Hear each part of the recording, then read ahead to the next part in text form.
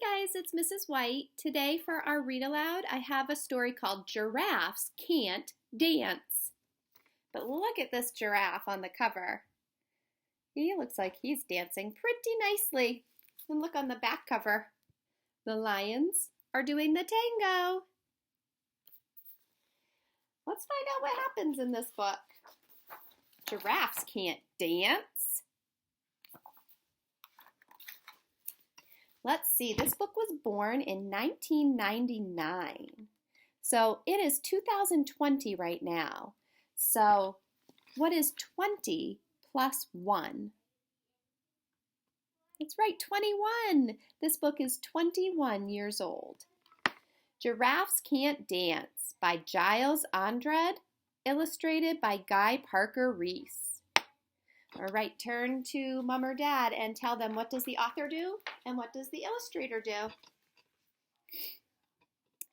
Look at the setting of our story. Looks like it takes place on maybe the Saharas of Africa. Gerald was a tall giraffe whose neck was long and slim, but his knees were awfully crooked and his legs were rather thin. Oh, he sounds a little awkward, doesn't he? It's a rhyme time book. He was very good at standing still and munching shoots off trees, but when he tried to run around, he buckled at the knees. Oh, look at him trying to run. Oof! Now, every year in Africa, they hold the jungle dance, where every single animal turns up to skip and prance. Jungle dance. And this year, when the day arrived, poor Gerald felt so sad, because when it came to dancing, he was really very bad.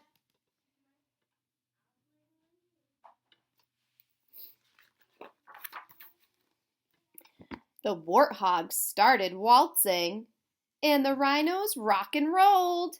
The lions danced a tango that was elegant and bold. There are those lions again. The chimps all did a cha-cha with a very Latin feel, and 8 baboons then teamed up for a splendid Scottish reel.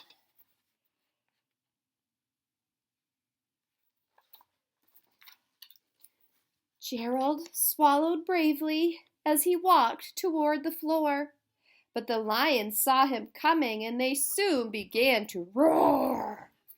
"Hey, look at clumsy Gerald," the animals all sneered. "Giraffes can't dance, you silly fool. Oh, Gerald, you're so weird." Oh my goodness, they're being so mean to him, aren't they? That is not nice. Gerald simply froze up. He was rooted to the spot. "They're right," he thought. "I'm useless. Oh, I feel like such a clot." No, he has not very good self-talk right now. So he crept off from the dance floor and he started walking home. He'd never felt so sad before, so sad and so alone. Do you see him walking away? Poor Gerald. He feels left out and he feels different from everybody. Then he found a little clearing and he looked up at the sky. "Oh, the moon can be so beautiful," he whispered with a sigh. "Excuse me," coughed a cricket who'd seen Gerald earlier on. "But sometimes when you're different, you just need a different song." That is an interesting piece of advice. Is it okay if everybody's a little different? That's what makes us special, isn't it? "Listen to the swaying grass and listen to the trees. To me, the sweetest music is those branches in the breeze. So imagine that the lovely moon is playing just for you. Everything makes music if you really want it to. He's listening very carefully. With that, the cricket smiled and picked up his violin. Then Gerald felt his body do the most amazing thing. His hooves had started shuffling, making circles on the ground. His neck was gently swaying, and his tail was swishing round. He's starting to dance.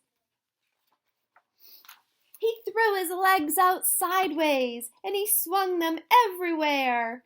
Then he did a backward somersault and leapt into the air. Looks a little bit like the magic page, doesn't it? Pretty cool. Gerald felt so wonderful. His mouth was open wide. I am dancing! Yes, I'm dancing! I am dancing! Gerald cried. Yay, Gerald! Then one by one each animal who'd been there at the dance arrived while Gerald boogied on and watched him, quite entranced. Entranced mean they couldn't look away. They shouted, "It's a miracle! We must be in a dream! Gerald's the best dancer that we've ever seen! Look at him go!"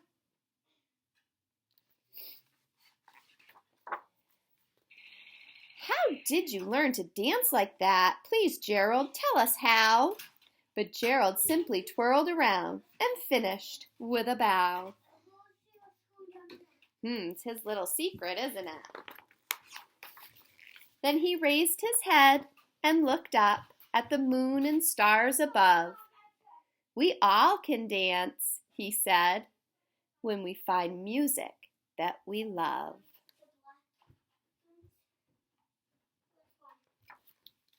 So Gerald found his music and discovered he could dance. Now, it doesn't mean that we can all dance, but I think it has a message that we all can find things that we love and are passionate about and do those even if we're a little bit different. So we just have to find what we love. So I hope you're doing something that you love today and hope you enjoyed the story. I'll talk to you later.